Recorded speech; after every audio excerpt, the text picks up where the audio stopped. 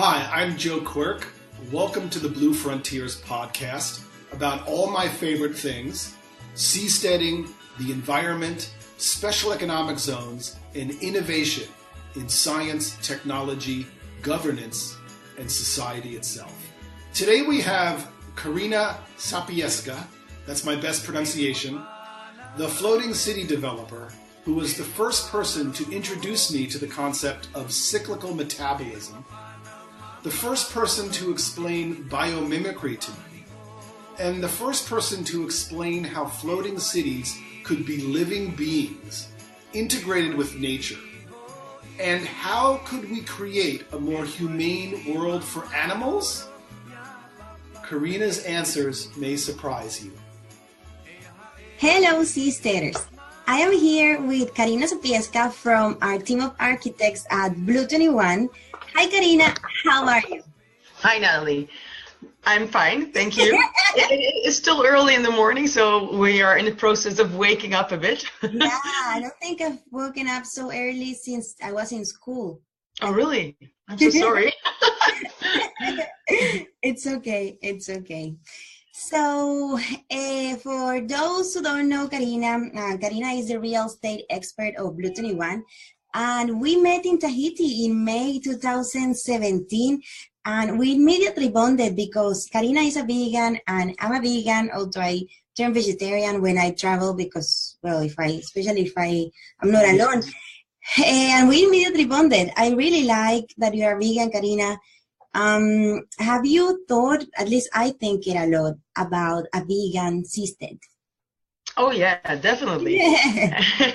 And also because it's more easy to produce vegetables, of course, instead of live animals. Yeah. Although they're thinking a lot about fish, and maybe if that happens in a humane way, if that's even possible. In a humane way, yeah. Then, well, it's better than taking out all the fish from the seas, right? So that's one of the, what a few years ago, even before we started this project, we were thinking about the Blue Revolution, and we thought, well, it would be great if we could locally produce in contained areas all the proteins from fish for everyone. And then we could leave the rest of the ocean as one big nature reserve. And so nobody would be able to fish there anymore. But I don't think the fishing companies would be happy with this solution.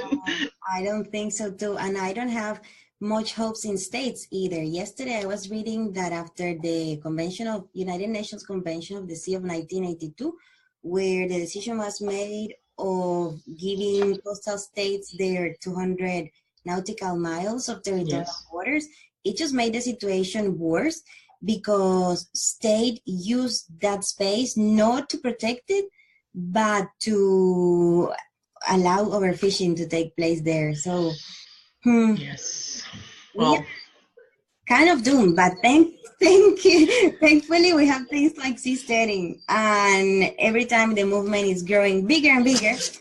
And I have here with me a series of questions that we've been crowdsourcing on our Telegram channel. So yes, if you're not on Telegram, go download it and look for Blue Frontiers. So how about we start with the questions that we crowdsourced from our community? Please, go ahead. Okay. Also from Facebook. So everybody wants to know about costs and money. Yes. How much will the floating island project in French Polynesia cost? That's a very good question, and it's not something we can answer just like that. Okay. Because we are not far enough in the process to have an exact number. Okay. So we have been calculating a lot, and we don't have a fixed price, but we are trying to, at least for the first project, to reach numbers that are competing with high quality cities all over the world.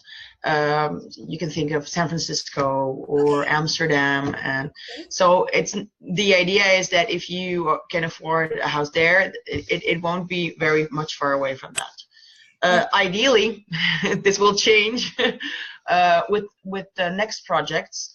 and the costs for the real estate will go down, although the value will go up. So I love actually, it. Oh, yes, I can see why. yes. And the further you are in the process of developing, the more you know about what it's actually going to cost, and the more we can surely say how much it really will be. Yes. But for now, we say that we are focusing on comparing it with these prices. That makes sense. Another one of our questions is connected to this. Are you thinking of investigating techniques that can speed up the process of manufacturing of seasteads and floating structures, such as 3D printing or prefabrication? Yes, definitely.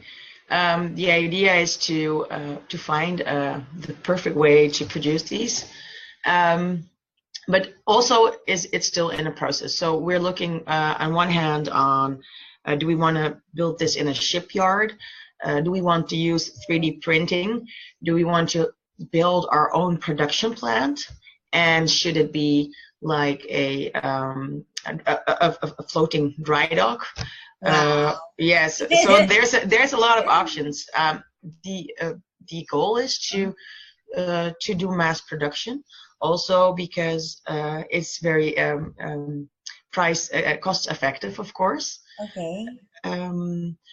I don't expect this to happen already for the pilot, because in the pilot we still need to find out the ideal way to be able to do this. So to set up a whole plant and then notice that we have to do a lot of things really differently would be the wrong approach. So probably this will be a hybrid form, where we partly look at more mass production. For example, for platforms, we will look into 3D printing. How can that be? How can that speed up? But also, for which parts of the project can it be used? Yeah. Maybe not for the underwater part yet, because we really want something that's watertight. So we're looking at combining all sorts of innovations together. That's really interesting. Yes, it is. For example, your team built the floating pavilion, which you have there in a picture behind. Oh yeah, yes, yeah. Where was that built? Yes. That was actually built in a harbor close to where it's now located. Oh. Yes, and this was built quite traditionally. So actually how one would expect a building to be built. So they started with the platform, the floating platform. A part of the top, the superstructure, was already pre-built and manufactured and put on the platform a bit later, but still assembled on the location. So yes. That's cool. Yes. And one of the benefits here was that it's located in an inner city location, where there are high standards for there are high restrictions actually for building sounds, and particular matter was always in the air more if you are constructing. And the benefit of the other location was that it could be just towed to this location without causing any nuisance from the building and the construction process. Interesting. Yes. So for the floating island project in French Polynesia, this would be different because, so I read on the environmental assessment framework. Yes. We'll talk about it later after we finish Yeah. the crowdsourced questions, but how will it be different for the floating island project given the conditions of French Polynesian lagoons? Well, coming back to the example we were talking about, actually, it will be partly the same in terms of the construction part, because it will be built in an area which is less vulnerable, which is already suitable for constructing probably ships or other parts, and because of that, it will be probably towed to the final to the end destination, and because of that, you won't have the building nuisance influencing the pristine environment there. So in that way, it's kind of the same. However, there is even more attention for the environment, because the floating pavilion has been located in an existing harbor, and here we're going into an ecosystem where there's so rich in fish and corals, and so there's another layer of attention of not polluting and destroying. And we're even looking at how to create parts attached to the project where fish or corals can also attach to. For example, little breeding places for small fish, and using materials. Yeah. That's really sweet. Yes. So that influences the design in which way? Because also in the environmental assessment framework that you did, I read that mussels tend to orient themselves on platforms that are northeast, but yes. Algae is southeast. So how are you taking all that into account to produce a yes. Well, what we will take into account not only orientation, but also to add a few elements that are preferable for different species. Although that doesn't have to be a very big, doesn't have to have a very big impact on the design, because if one creates a sheltered area like a platform, it actually already naturally attracts all kinds of sea creatures that use it as shelter. So for mussels, we can use ropes. They can easily attach to. There are a lot of systems I came across really, for example, a 3D printed structure made of starch, which will slowly dissolve, and these mussels can be first attached to that, and then eventually they form one structure together with all of them. And the starch will just be absorbed by them, and then it disappears, and you have the mussel colonies. So there's a lot of innovations being done on that. Yes, it's very, very nice. And not only adding new structures, but we also want to connect people using the platforms more to the aquatic life, and by making windows or areas where you can look at it and you really see what's around you. That's beautiful. Yes. I wouldn't mind waking up on my underwater platform looking at my beautiful garden. Yes. Yes. I wouldn't mind either. Only hoping that your neighbor won't be swimming there and saying, "Hi, or maybe you could, but maybe we can have some windows that allow you to see, but don't allow so much light from the inside to go out, because you are looking at ways to reducing the light pollution of the buildings. Definitely, yes. So, yes. Yes, it's a good. Light is a very important topic in designing for the environment, because just like you're saying, on one hand, you don't want to have too much light at night, because it will really disturb their system, and this can make an imbalance in their production and things like that. But on the other hand, you don't want to during the daytime, you don't want to block the sunlight, of course, too much. And this also is what you were already talking about. Then we looked at the orientation of the platforms and calculated the solar path on the seafloor to see how much sunlight will be blocked, and ideally to not create any areas where there's no sunlight at all. So it's that is the first mindset about it. So ideally, don't have any areas where there's no sunlight. Wow. Yes. It's like my underwater penthouse. Yeah. I like that underwater penthouse. Yes. What were you going to say? No, that was actually I was actually already. Okay, so another question from another of our friends. If Yes. you have unlimited amount of money, what other challenges would you need to also overcome? Well, with unlimited amount of money, I don't think there will be any challenges because technically everything is possible as long as one invests enough. So actually, I think the challenges are more on a social or a governmental part. So that people will have the right mindset to take care of the environment, for example. Yes. And have that in their mind. Of course, during the design process, we will definitely attempt to do whatever is possible to make people aware of not polluting or not using chemicals, because you're very close to this very vulnerable place. Of course, to get the freedom we want, that's also, of course, a challenge.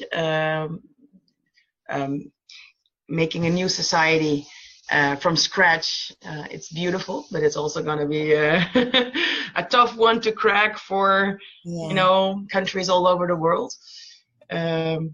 So I from technological perspective, I don't know. I don't think if there's a limited amount of money, there would be no challenge. But that's not how it is. So.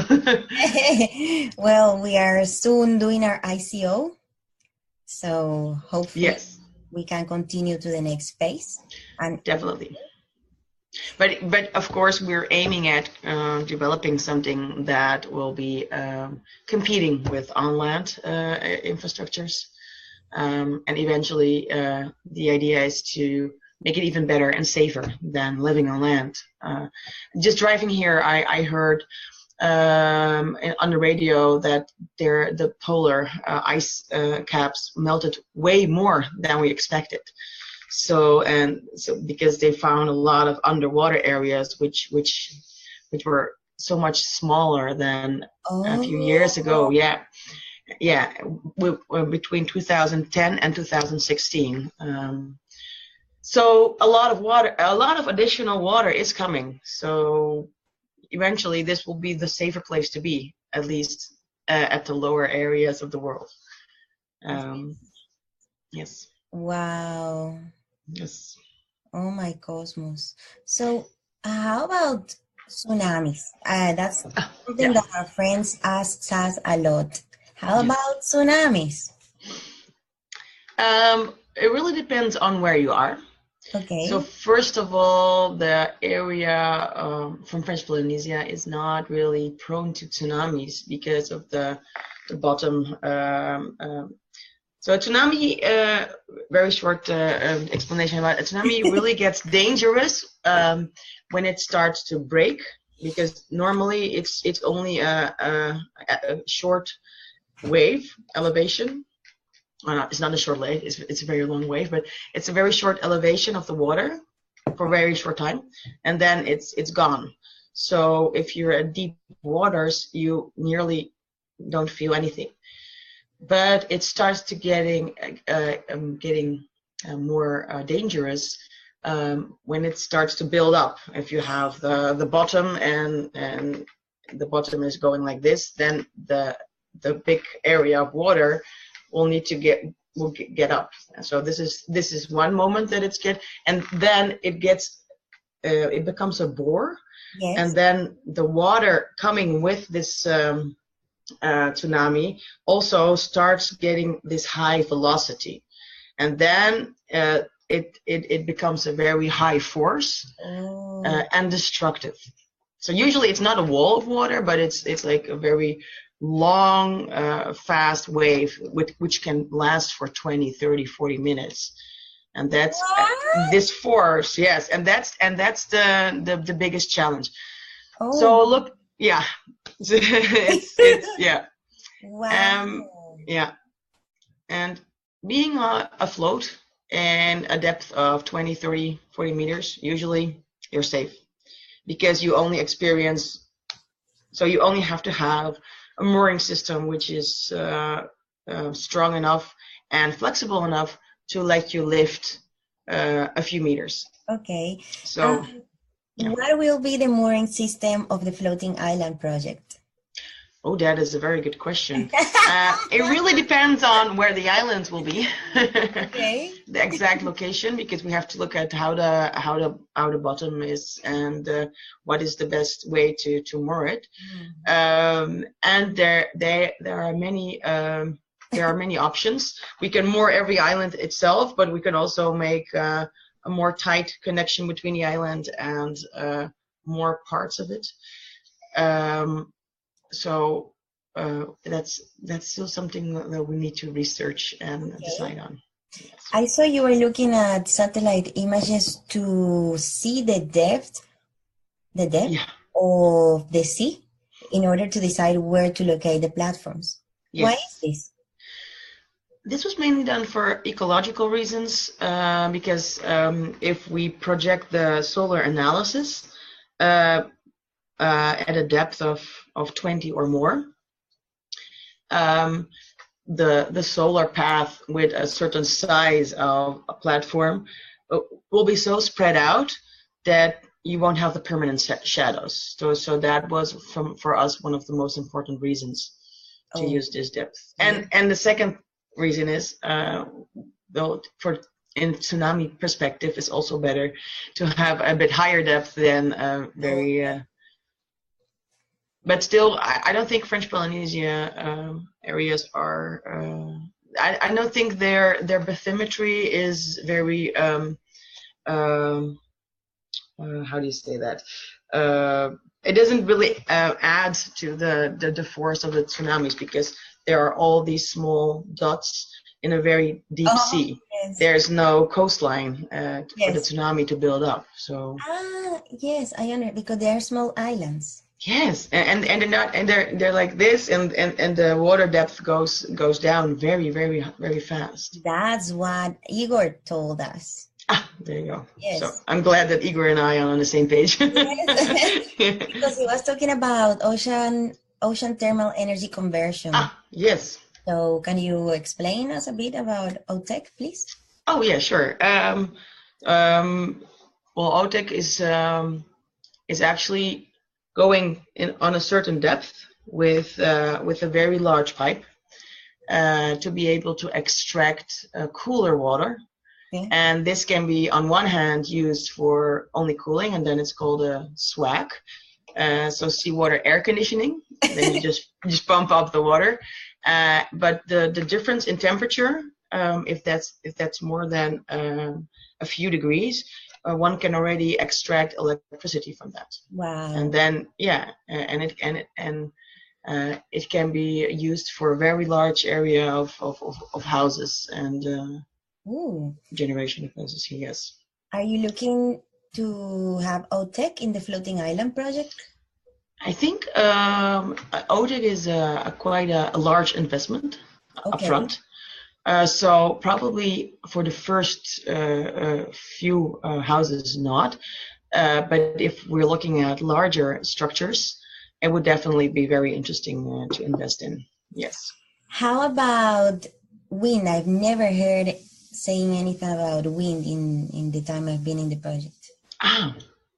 Well, wind energy could also be in the air. You need to be on a certain distance from your housing, because it generates quite some air movement and sound. You don't want that next to your house, of course. So you have, of course, the little windmills that could be added as an additional system. But we are in an area that has so much solar richness and so much solar hours that solar panels would be more than sufficient to use for our electricity. Floating or on top of the buildings, or both? Yeah, could be both. First of all, top of the buildings, because then you don't have to add any additional structures. But if one noticed that we miss an area, we could use, yes, additional. Wow, that's really interesting. Yes. Next question. How will you connect each module? So tell us about the platform design of the floating island project, because it says it's going to be 12 platforms, but it's also depending on future clients. Definitely. So here it is the same kind of answer again. This is not that nice. So we think it's again not 100% sure. But looking at stability and durability of materials, concrete seems to be most favorable because it's heavy. So you have a stable underground, which will not move too much in the sea if you make it large enough. And on the other hand, there are projects already found close to seawater made from concrete that lasts ages, even from the Roman times. So you know that it's a very durable material. So most probably it's going to be a concrete platform caisson, and on top we will be more looking at local building materials that are you have a lot of beautiful wooden homes close to the ocean. And there's a wood type that can handle salty air very well. So that would be a very interesting building material for the superstructures. About the connection, well, yes, that's a good question. It again depends on what we want to reach with the whole structure. So there's an option to connect them with very flexible tow bridges. So you can just walk on this bridge most of the time, only not if you have some kind of tropical storm, then you should not use it because you can fall in the water. And then you will have all the platforms moving separately. Okay. Not that much, of course, but in terms if there's a tropical storm, they will move a bit because that's just probably the best way to design it. Because if you make it very unmovable, it will be very tight and very big structure, and one has to think of if you want to have that kind of rigidity all the time. But that's maybe even another topic. Or you can connect them as one, and then you have one big system, and then you have very rigid connections. So they're just connected like this instead of. Both have benefits and both have less interesting reasons to do. Okay. Yeah. But still figuring out. So the benefits are that if you connect them very tightly, you have one big structure which is more stable and probably will move even less during storms, and it's will be safer to cross it all the time. Like your pavilion, for example? Well, pavilion is one island. Yeah, there are two actually. That's true. Yeah, you're right. But we cannot compare them because they are still in quite very, very moderate water area. And the area will be in French Polynesia or other island nations. There will be more movement. Coastal nations, yes. Will be more movement. So we will need a different connection system for them. Yes. So we are organizing monthly meetups, yes. And we had the first one in London last month. Yes. And one of the guys who went, Xavier, he showed me a video of a floating bridge, I think in Thailand, Yes. that is connected with little platforms of this size, more or less. Mm-hmm. And it extends for like 2 meters. And people were walking and it was moving like this, but they didn't fall. You know what I'm talking about? Yeah. It was so interesting because people didn't fall, but it was moving like this, and it was flexible because of the connections it had. Yes. Oh, Yes. I don't know if I would want that in my. no, you want more stability. Yes, but again, it's for the wishes of the end users, and if I can imagine that maybe part of it is very stable, and other parts are more moving, and so eventually we need to design something that everybody's happy with. Yes. Yes.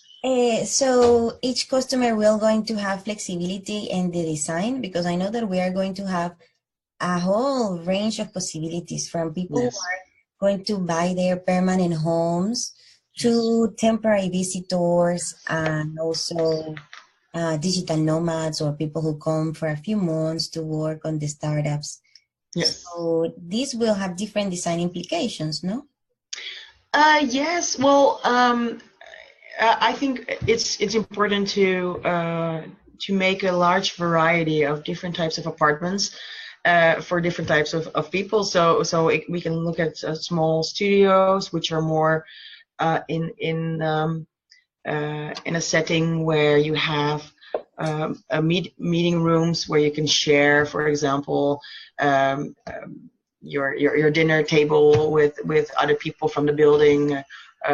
Almost more like a dorm type of design, but also larger apartments with 1 or 2 bedrooms, which will have all their facilities in-house, of course.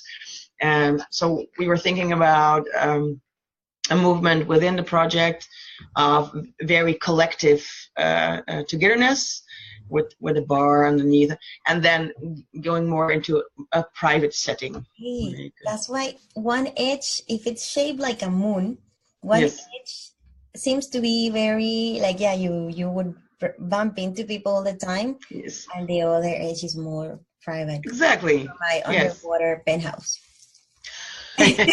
For example, so you can arrive at a collective part, and the more you go into the project, the less you are, the less reason you have to go there, because all the restaurant and the supermarket, where it all happens in this part, and then that could be a reason for this type of design. I like that a lot, because mentioning Igor again, he sees Blue Frontiers as the platform creator, like Apple is to phones, and then individuals or groups would come and download their own apps or decide what to do. So this whole spectrum of ways of living that you are including in the design, it makes me really happy, because it means we can end up with a very heterogeneous system. Yes. I love it. Let's go to the next question. So in French Polynesia, they use 60 hertz of electrical network, and in Europe 50. What will you use for the floating island project? Interesting. I cannot answer that question, because I actually don't know. That's also, again, something one needs to decide on further along in the project, depending on different things. But I know that here, where I'm located in Delft, they are doing a research on not transferring the electricity they harvest from the sun into how do I say that in English? So you have say it in Dutch. Gelijkspanning and so usually when electricity is harvested, it's being transformed into a way to distribute it, and then when it's distributed at the end point. it's getting transformed again, and you have like 2 moments of transformation. What would not be needed if you can use it directly, but then you need a different system. So that could also be an option, but this is making things very vague, so let's not go into that now. It's okay. So it's also a way of reducing energy waste. Yes, definitely. Yes. Distribute the energy across. Well, yeah. Yes. That's the next question, actually.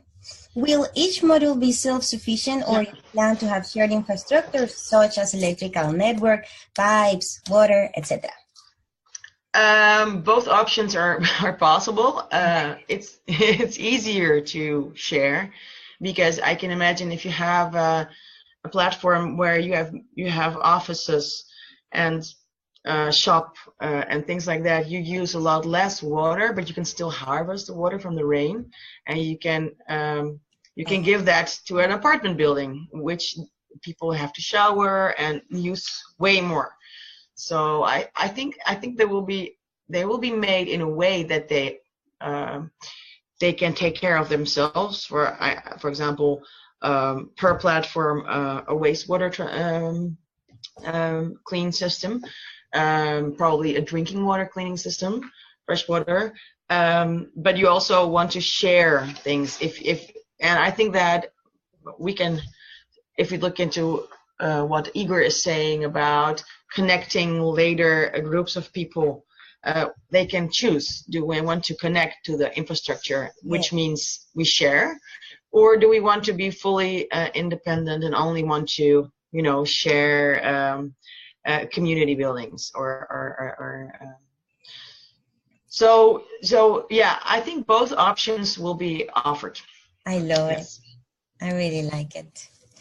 We have finished the questions that we crowdsourced from the community, and we will continue to do so. So if you are listening to this podcast, just keep writing us, and we'll do our best to have our experts answering to your questions. So now we can move to talking about your work, your job as a real estate expert of floating infrastructure. Yes. And I should start by saying that you've mentioned in the past that there is a blind spot in real estate. Yes. Yet you are a floating architecture real estate. Yes. So why is there a blind spot in floating real estate? I must say the blind spot is getting a little bit smaller.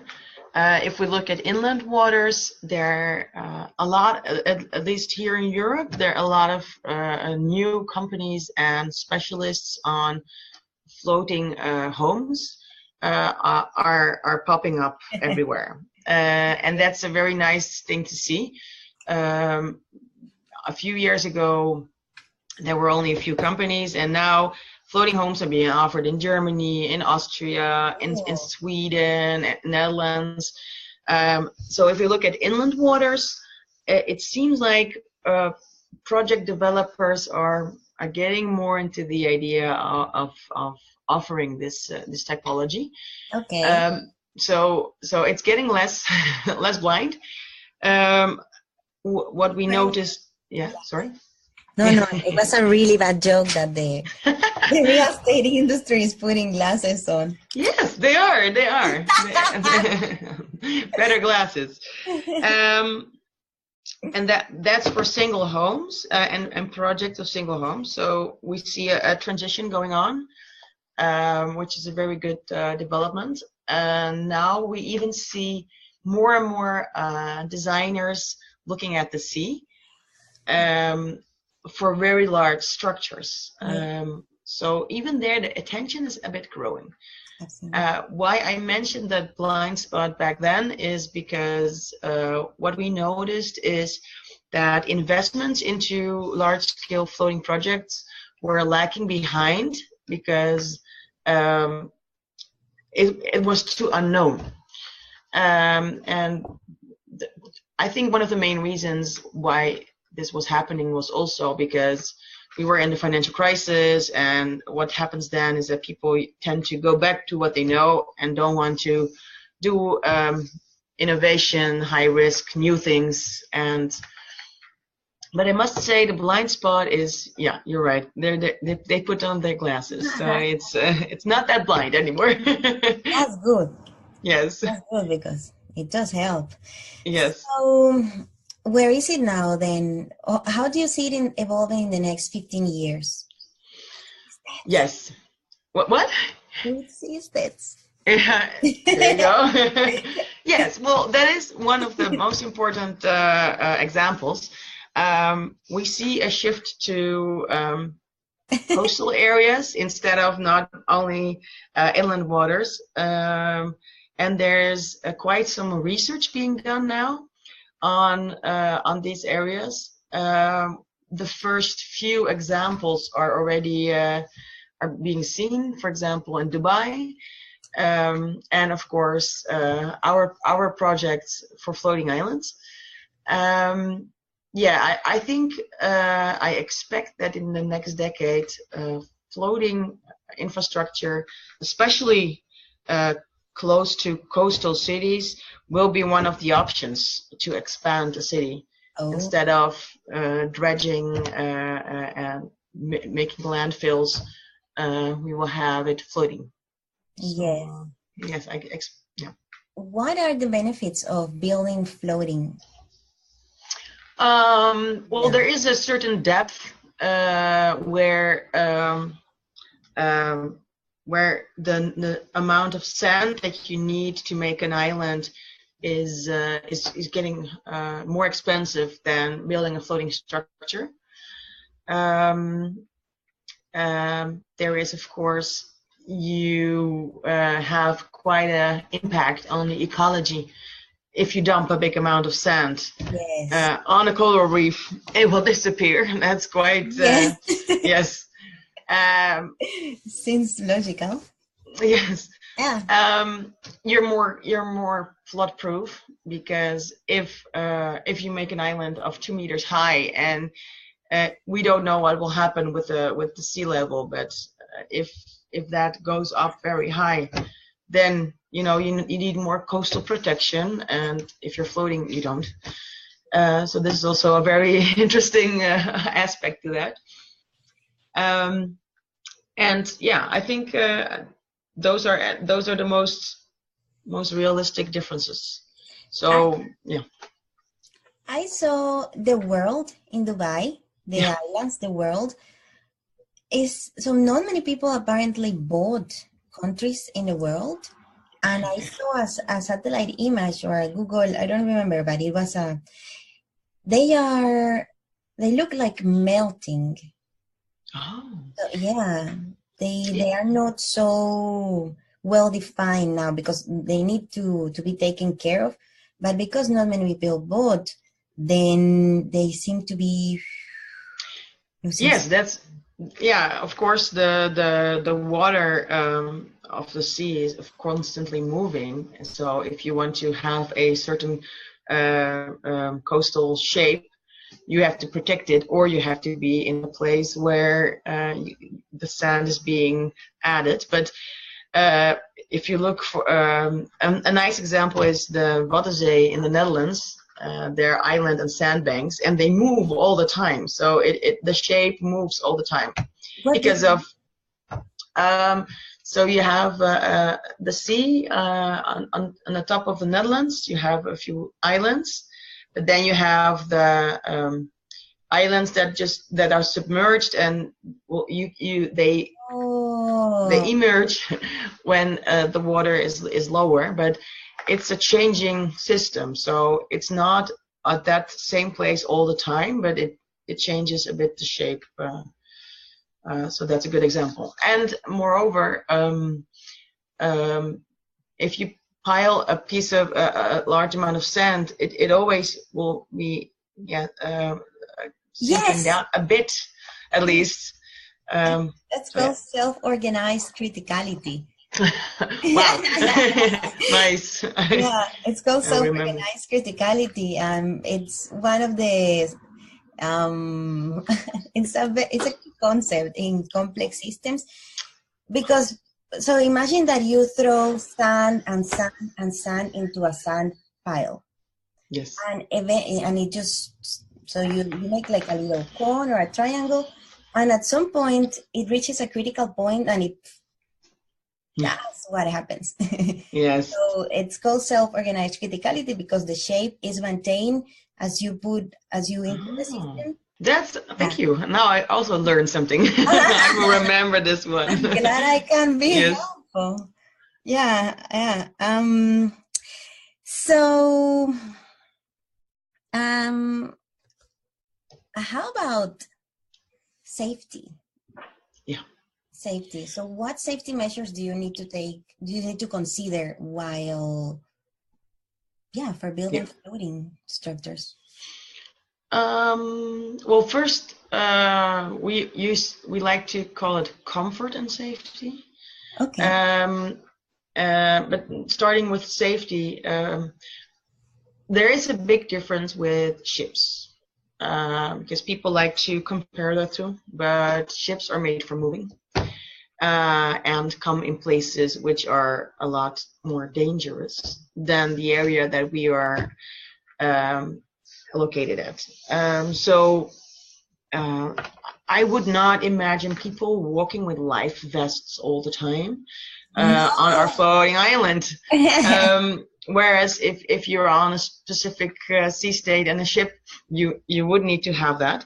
I think first of all, it has to be safe in terms of stability, and there also the comfort comes in, because making it stable so it won't tilt, which it won't that easily, because the shape is much more rectangular and much more even distributed than a ship. So a ship is always a long, thin thing, which is quite high. And it can move like this because it's designed to do that. So people often see the ship tilting and going to the side, like the Titanic.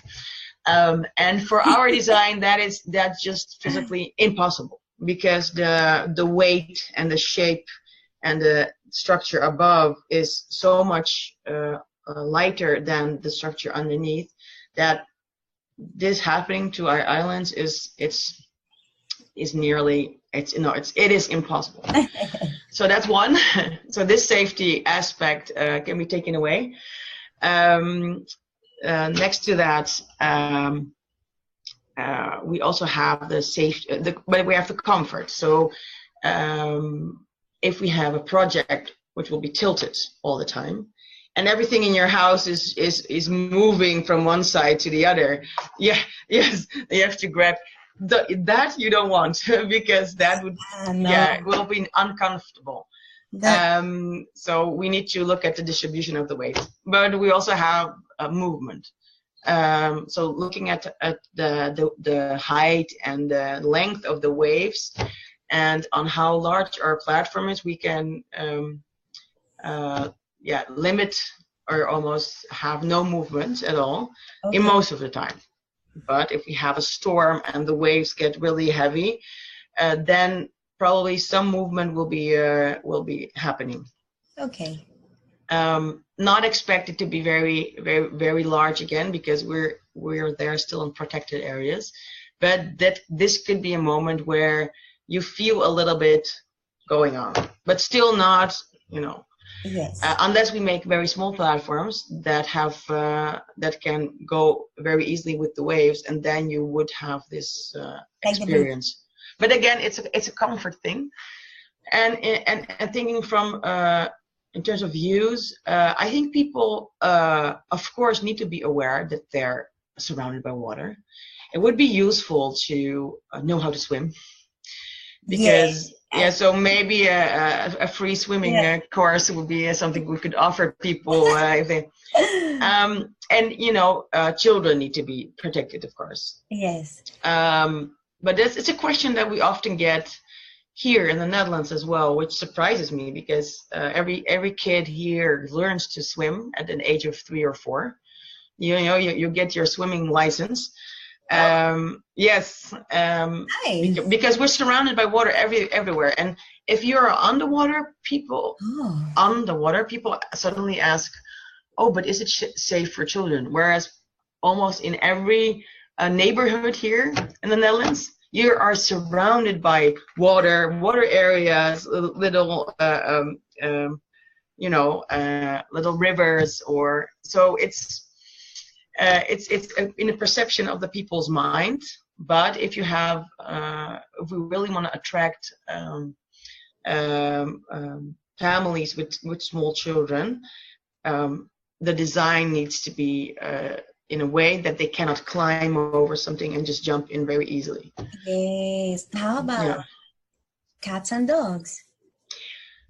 Well, I'm not afraid for cats because they are very, although they hate water. I think the whole design and every platform should have more than one possibilities to climb in and out of the water very easily. Not only with tow bridges, but also areas where you can just almost feel the water at your feet, or so you can very easily jump from the water onto the platform and go inside. Nice. Yes, so I think even if they would fall into the water, they can find something, they can easily climb out. Oh. Yes, that would be poor kitties. Yeah. I don't think they would be coming near the water, actually. They will be probably stay. So that is also something we have been thinking about, how to connect the different platforms, not in a connection way, but more in a functional way. It would be nice to have two paths. Okay. That you can walk from one platform to the other outside, but it would also be nice to be connected on the inside. So you have like the corridors inside the buildings, which would connect the other one. So even in bad weather or whatever, what I cannot imagine almost, but you can move from one to the other. That is important. And for example, in French Polynesia, there's the rainy season. And then the dry season, and when it rains. So, but it's still not a disaster to be outside, though. No, it's even then. It's beautiful. Yes.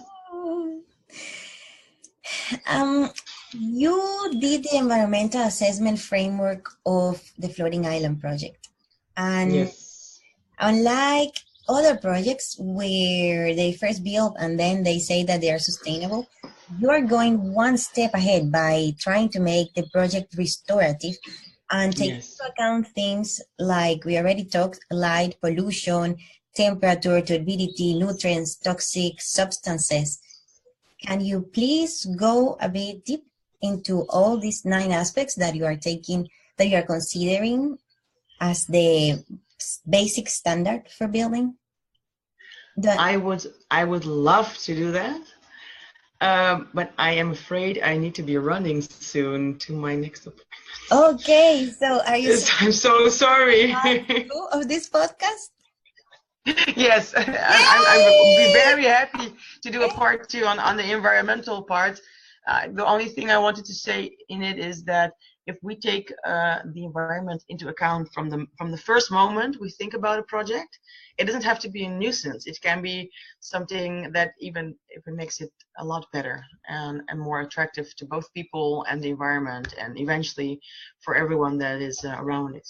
So that was the mindset of taking that fully to the front and keeping it, because usually environmental impact assessment is something that is very static, and you do at one moment, you prove, okay, hey, we thought about the ecology, and there it goes.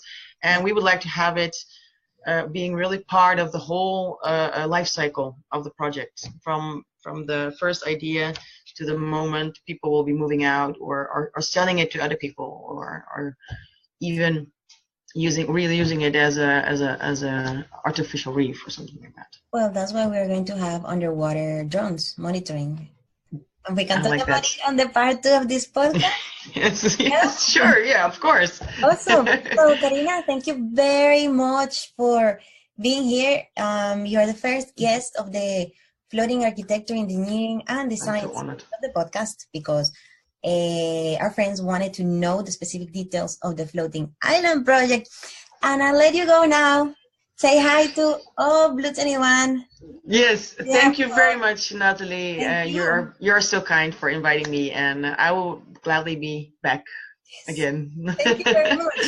Have a wonderful day. Take care. Bye. Bye-bye. Thanks for joining us on the Blue Frontiers podcast.